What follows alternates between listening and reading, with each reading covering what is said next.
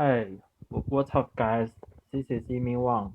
Now let me show you what I've accomplished in project 3. And here is my code.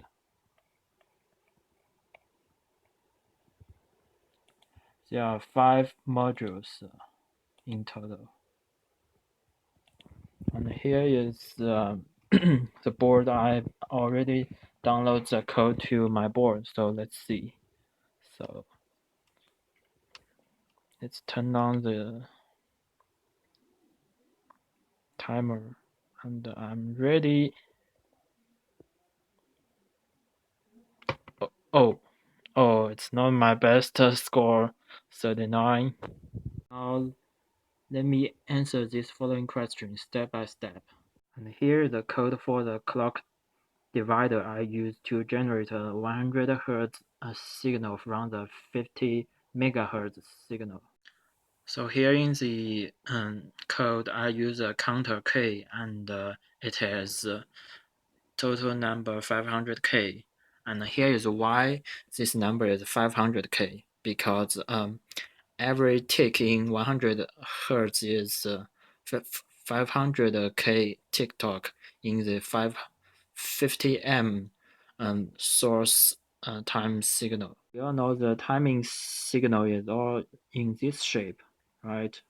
Low, high, and here and here is why it's when k is smaller than 250K, the output is 0, and if it's higher, if it's more than 250K, it's 1.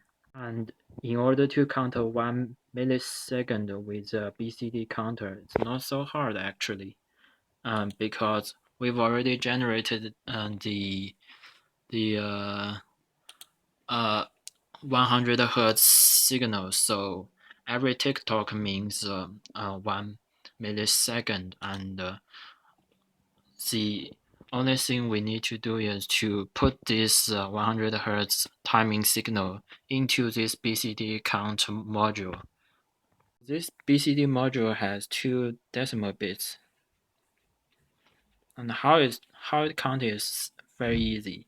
And firstly, we increase the list bit from 0 to 9, and if 9 is detected, or to say 4B1001, if 9 is detected, it increment 1 to the higher level, +1, and it goes back to 0.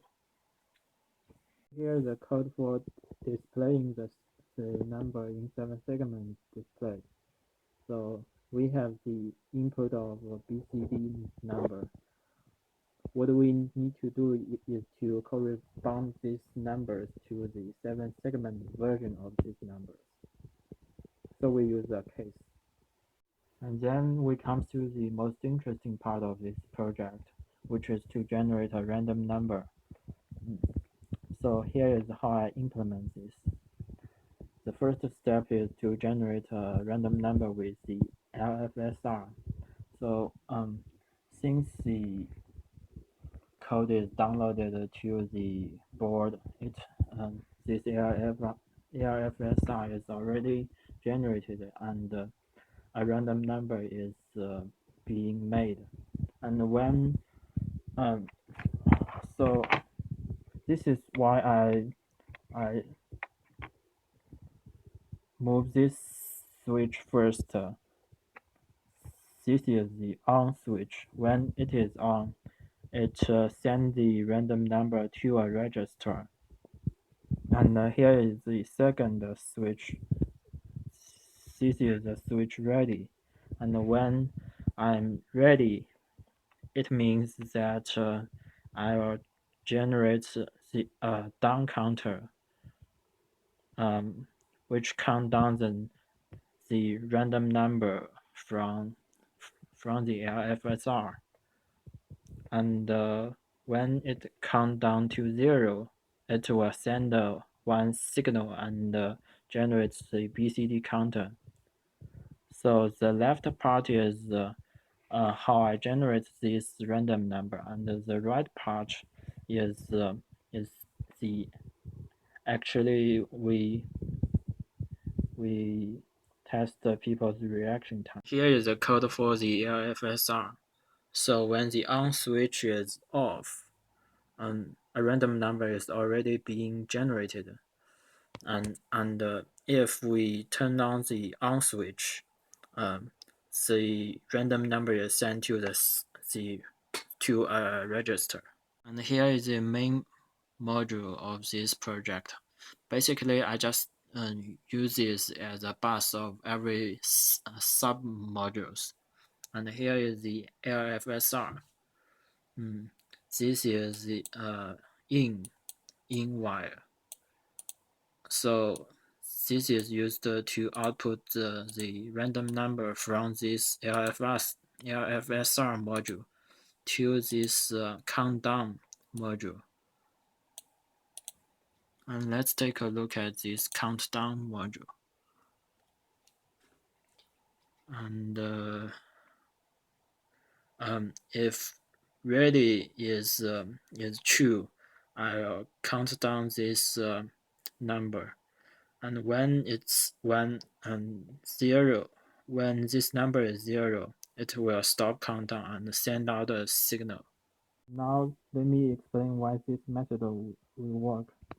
So you can see that the code is already downloaded to this board, and now, according to my pattern here, it is generating a random number, and if I turn on this on switch, this random number is sent to a register,